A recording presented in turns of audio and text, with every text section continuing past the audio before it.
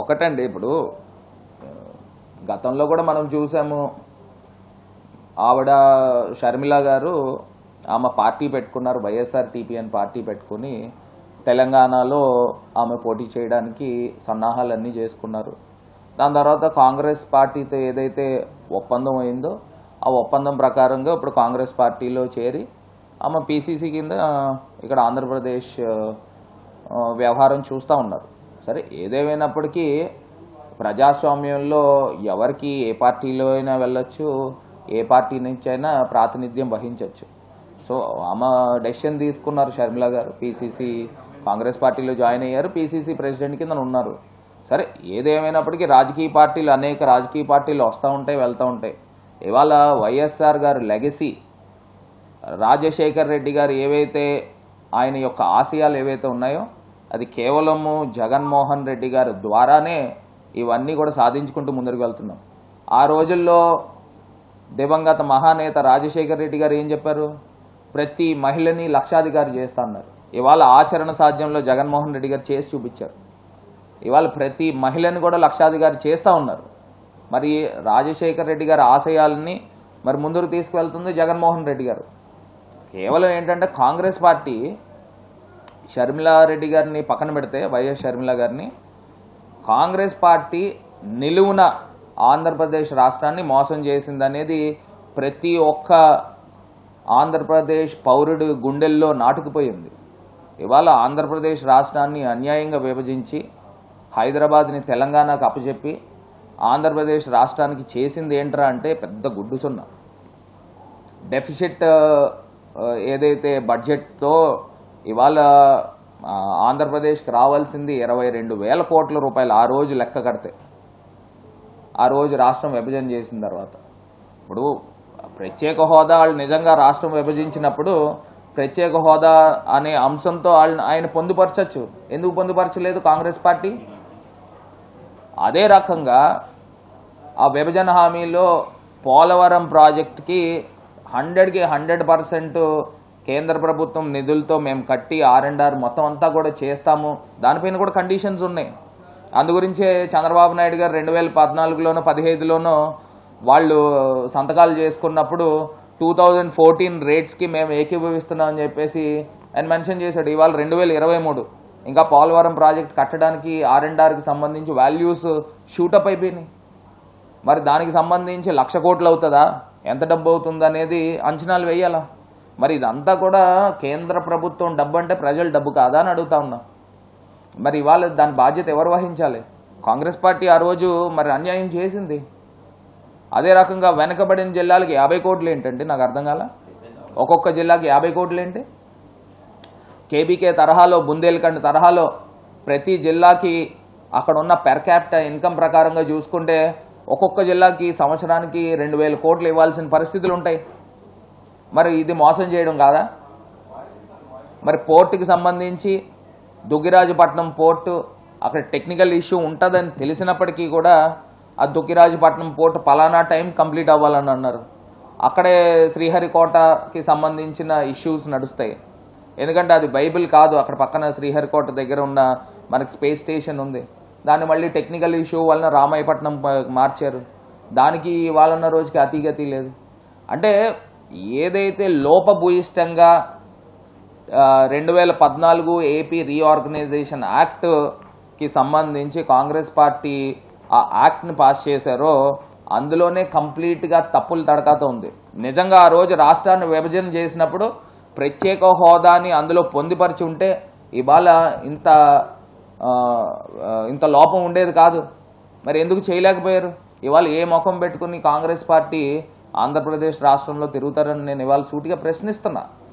అది కూడా ఒక్కసారి వైఎస్ షర్మిల గారు కూడా ఒకసారి ఆలోచన చేయాలి.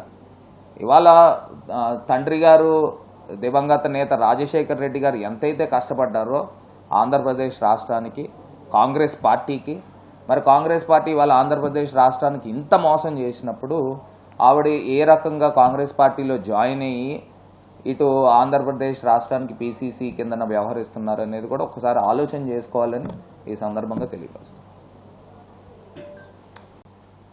ఓకే. నిన్నటి రోజున గౌరవ సుప్రీంకోర్టు ఏదైతే చంద్రబాబు నాయుడు గారు సుప్రీంకోర్టుని ఆశ్రయించి తనకు సంబంధించిన స్కిల్ డెవలప్మెంట్ కేసుకి సంబంధించి ఆయన ప్రే చేసింది ఏంటి, అతని పిటిషన్లో 2 అంశాలు ప్రే చేశాడు. ఒకటి, ఏదైతే అతని పైన ఎఫ్ఐఆర్ లాడ్జ్ చేశారో ఆ ఎఫ్ఐఆర్ని కొట్టేయాల్సిందిగా అదొకటి. రెండోది, అతనికి ఏదైతే రిమాండ్ ఇచ్చారో ఆ రిమాండ్కి సంబంధించి అది అన్యాయంగా చేశారు. ఈ 2 అంశాల గురించి ఆయన పిటిషన్లో ఆయన పేర్కొనడం జరిగింది. ఒకటి, 17A అతని పైన చంద్రబాబు నాయుడు గారి పైన వర్తిస్తుందా లేదా అనేది కాసేపు పక్కన పెడితే, ఇప్పుడు ఏదైతే ప్రివెన్షన్ ఆఫ్ కరప్షన్ యాక్ట్కి సంబంధించి కానీ ఐపీసీ సెక్షన్స్ ప్రకారంగా కానీ ఆయన అరెస్ట్ చేశారు. ఇప్పుడు ఏదైతే ధర్మాసనము, ద్విసభ్య ధర్మాసనము, ఆయన బోస్ గారు కానీ త్రివేది గారు కానీ వీరిద్దరు ఇచ్చిన ఒపీనియన్లో, వారు ఇచ్చిన వర్డిక్ట్లో ఏవైతే ఉందో అది డివైడెడ్ ఒపీనియన్ కిందన వచ్చిన దాంట్లో ప్రధానంగా చంద్రబాబు నాయుడు గారి పైన అరెస్ట్ పాయింట్ ఆఫ్ వ్యూలో గవర్నర్ పర్మిషన్ తీసుకోవాలి అని చెప్పేసి ఒక అంశాన్ని లేవనెత్తారు. ఆ గవర్నర్ పర్మిషన్ కూడా ఏ ప్రకారంగా, పీసీ ప్రకారంగా, ప్రివెన్షన్ ఆఫ్ కరప్షన్ యాక్ట్ ప్రకారంగా ఆయన గవర్నర్ పర్మిషన్ తీసుకోవాలి. ఏదైతే ఐపీసీ సెక్షన్స్ ఏవైతే ఆయన పైన ఛార్జ్ అయినాయో దానికి గవర్నర్ పర్మిషన్ అవసరం లేదనేది దానికి తాలూకా అర్థం. ఇప్పుడు ఆయన పైన ఒక 3-4 రకాల కేసెస్ పడినప్పుడు కేవలం ప్రివెన్షన్ ఆఫ్ కరప్షన్ ప్రకారంగానే గవర్నర్ పర్మిషన్ అవసరం. ఏదైతే అతని పైన సెక్షన్స్ 490 కానీ, 13A కానీ, 13B కానీ, ఏవైతే 13(1)A కానీ ఇవన్నీ పైన గవర్నర్ పర్మిషన్ అవసరం కాకపోవచ్చు. సో ఇదొక ప్రధానమైన అంశము. ఒకవేళ ఆయన పైన 17A వర్తిస్తుందా లేదా అనే దానిపైన ఏవైతే ఈయన పైన ఛార్జెస్ ఉన్నాయో, ఒకవేళ నిజంగా 17A వర్తించలేదు అనుకోండి, ఏవైనా ఈయన పైన ఛార్జెస్ ఉన్నాయో ఆ ట్రయల్ అయితే రన్ అవ్వాల్సిందే. ఇప్పుడు ఆయన పైన ఏవైతే ఐపీసీ సెక్షన్స్ ఏవైతే ఛార్జ్ చేశారో ఇవన్నీ వాటిపైన కేసు నడవాల్సిందే. ఇప్పుడు నిజంగా చంద్రబాబు నాయుడు గారు సుప్రీంకోర్టులో ఆశ్రయించారు, అది క్వాష్ చేయమని అన్నారు, ఆ క్వాష్ డిస్మిస్ చేసి పడేశారు. అంటే ఇప్పుడు చంద్రబాబు నాయుడు గారికి ఒక రకంగా చెప్పాలని అంటే ఆయనకి పెద్ద జోల్ట్ కింద లెక్క కిందన పరిగణించాలి. ఇప్పుడు దీనిపైన డిస్మిస్ చేశారు. డిస్మిస్ చేసిన తర్వాత దీనికి పైన సుప్రీంకోర్టు సీజే గారి దగ్గరకు వెళ్తుంది. సీజే గారి దగ్గర వర్డిక్ట్ ఏ రకంగా వచ్చినప్పటికీ కూడా ఈయన పైన ఏదైతే ఐపీసీ సెక్షన్స్ ఏవైతే ఛార్జెస్ పడినాయో అది 100% దానిపైన ఎంక్వైరీ జరగాల్సిన అవసరం ఉంది. సిఐడి ఎంక్వైరీ చేస్తారు. ఇంకా ఇవాళన్న రోజున మనం చూస్తే ఫైబర్ నెట్ కేసు కూడా ఇవాళ సుప్రీంకోర్టుకి రానున్నది. సో ఖచ్చితంగా ఆయన ముందస్తు బెయిల్ పిటిషన్ పెట్టుకున్నాడు, హైకోర్టు డిస్మిస్ చేసింది, ఆయన సుప్రీంకోర్టుకు వెళ్ళాడు. ఒకవేళ నిజంగా ఆయనకు ముందస్తు బెయిల్ రాకపోతే దానిపైన కూడా అరెస్టుల పర్వం కొనసాగించవచ్చు అనేది మేము భావిస్తూ ఉన్నాము. ఏది ఏమైనప్పటికీ కూడా ఇప్పుడు దాకా ప్రజలు కొత్తగా ఈ స్కిల్ డెవలప్మెంట్ స్కీమ్ కానీ లేకపోతే ఫైబర్ నెట్కి సంబంధించి కానీ ఈ కొత్త అంశాలు 2014లో చంద్రబాబు నాయుడు గారు ముఖ్యమంత్రి అయిన తర్వాత ఈ వచ్చిన అంశాలు స్కిల్ డెవలప్మెంట్ ప్రోగ్రామ్ కానీ ఫైబర్ నెట్ కానీ, అంటే ఆ స్కీములు లాంచ్ అవడంతోనే ఈయన కరప్షన్ మొదలుపెట్టేశాడు. అంటే దీన్ని బట్టి ఒక్కసారి ప్రజలు ఆలోచన చేయాలి. ఈయన కరప్షన్కి పెట్టే దాంట్లో ఆద్యుడి కింద మనకి పరిగణించాలి. ఎందుకంటే ఫైబర్ నెట్ అనేది 2014లో వచ్చింది, దానిపైన కూడా ఎన్నో అభియోగాలు. ఇప్పుడు స్కిల్ డెవలప్మెంట్ కూడా 2014లో వచ్చింది, దానిపైన కూడా ఏ రకంగా రౌటింగ్ జరిగింది, షెల్ కంపెనీలని ప్రజలందరూ కూడా చూశారు. సో ఏదైతే ఇప్పుడు సుప్రీంకోర్టు చీఫ్ జస్టిస్ గారి దగ్గరికి వెళ్తుందో, వెళ్ళిన తర్వాత నిజంగా 17A వర్తించింది అని అంటే ఆయన మళ్ళీ కూడా జైలు ఓసలు లెక్క పెట్టాల్సిన పరిస్థితులు ఆయన పైన ఉంటుందని కూడా ఈ సందర్భంగా తెలియపరుస్తుంది. ఇంకొక అంశము గొప్పగా చెప్తా ఉన్నాడు, భవిష్యత్తు గ్యారంటీ బాబు షూరిటీ అని. ఈయన రాజమండ్రి సెంట్రల్ జైలు నుంచి రావడానికే ఒక 4-5 ఈయనకి షూరిటీలు ఇచ్చి బయటకు వచ్చిన సందర్భాలు. సార్ ప్రజలు కూడా ఆలోచన చేయాలి. ఈయనకే షూరిటీ బయట జనాలు ఇచ్చారు, ఈయనేం గ్యారంటీ ఇస్తాడండి ప్రజలకి? ఇది కాకుండా తెలుగుదేశం పార్టీ వాళ్ళు మేనిఫెస్టో ఏదో 6 సూపర్ 6 అని చెప్పేసి ఏదో స్కీమ్ రెడీ చేస్తూ ఉన్నారు. మేము సూపర్ 60 అని చెప్పి కరోనా టైంలోనే మేము ఇప్పుడెప్పుడో స్టార్ట్ చేసాం. రాజమండ్రి నుంచి నేనే స్టార్ట్ చేశాను వారియర్స్, సూపర్ 60 వారియర్స్ అని. దాన్ని కాపీ కొట్టాడే ఈయన చంద్రబాబు నాయుడు గారు సూపర్ 6 అని. ఇప్పుడు ఆయన సూపర్ 6 అని చెప్తా ఉన్నాడు. 640 హామీలు ఇచ్చి 2014లో ఆయన అధికారంలోకి వచ్చాడు. 640 హామీలు ఏం నిలబెట్టుకున్నావు నాయన అని అంటే ఆ ప్రశ్నించడం మొదలు పెడితే ఆయన టీడీపీ వాళ్ళ అఫీషియల్ వెబ్సైట్ నుంచి ఈ మేనిఫెస్టోని తొలగించారు. అంటే ఇంతకన్నా దారుణం ఏదైనా ఉంటుందా? అంటే కేవలము ప్రజల్ని మోసం చేయడం, ప్రజల్ని మభ్యపెట్టడం. నేను ఇవాళ ఒక్కటే సూటిగా ప్రశ్న చంద్రబాబు నాయుడు గారిని, పవన్ కళ్యాణ్ గారిని ప్రశ్నిస్తూ ఉన్నా. ఇప్పుడు గతంలో మనం చూస్తే గరుడ పురాణం అని చెప్పేసి ప్రజల్ని డైవర్ట్ చేసే కార్యక్రమం చేశారు. ఇప్పుడు తీసుకుని వచ్చి బాహుబలి టైప్లో ఏదైతే ఆయన ఏదో అంటారు కదా త్రిశూల వ్యూహం, ఆ టైప్లో ఇప్పుడు ఏంటి షణ్ముఖ వ్యూహం అంట. అంటే ఇవన్నీ ఏంటంటే సినిమా డైలాగులు కొట్టుకోవడానికి బాగుంటాయి తప్పితే ఇంక ఏ రకంగానూ ఉపయోగపడే కార్యక్రమాలు లేవు.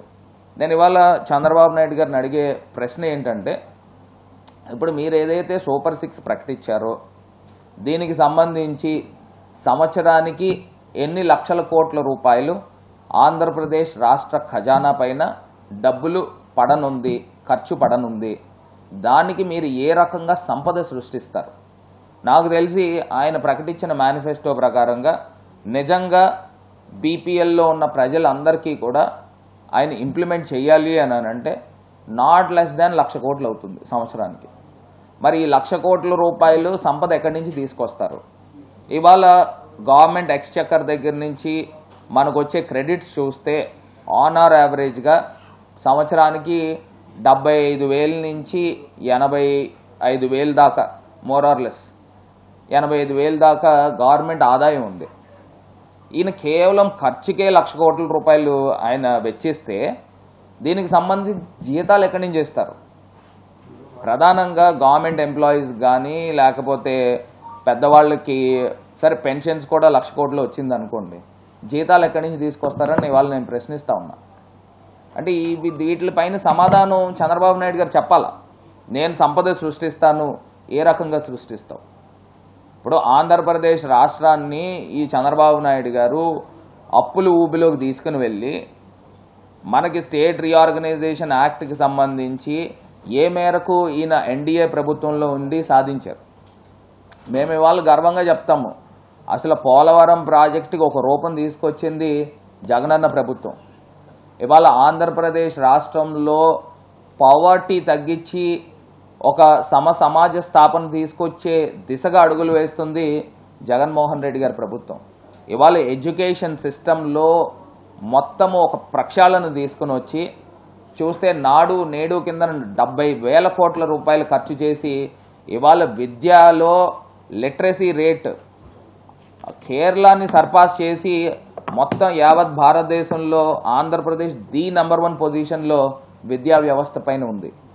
అదే రకంగా వైద్యం కూడా చూస్తే 16 కొత్త మెడికల్ కాలేజీలు తీసుకొచ్చిన సందర్భం కూడా ఇవాళ ఆంధ్రప్రదేశ్ రాష్ట్రంలో కనబడుతూ ఉంది. 5 medical college already studies academic year ప్రారంభమైంది.